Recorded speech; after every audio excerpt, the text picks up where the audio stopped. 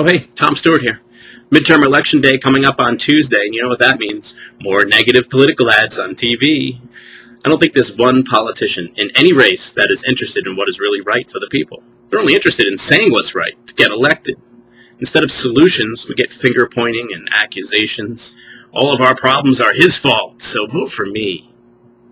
I've learned nothing from these political ads, except that one guy used to fly helicopters in the military, and one of the other guys hangs out with an awful lot of old people. Neither of these things make them qualified to run the state. And telling the President of the United States to shove it's not much of a platform to run on either, at least not in my opinion. If you want to convince me that you're the right guy for the job, tell me you'll do it for my yearly salary.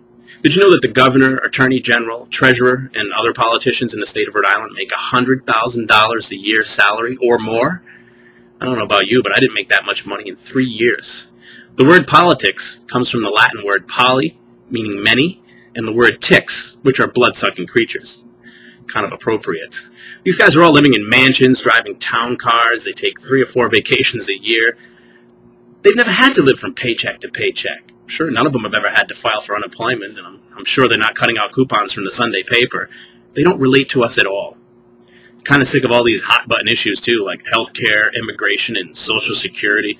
They throw them around like fear words, you know, like vote for me or you'll die with no money. Or, your grandparents are going to be put in front of a firing squad full of illegal immigrants. These are important issues to us. They shouldn't be used for fear. And we've got different polls coming out every day. Those are kind of a waste of time, too, right?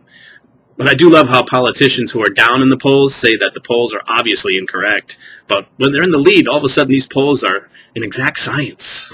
Instead of polls, how about we use lie detector machines? Make each politician wear one every time they do an interview.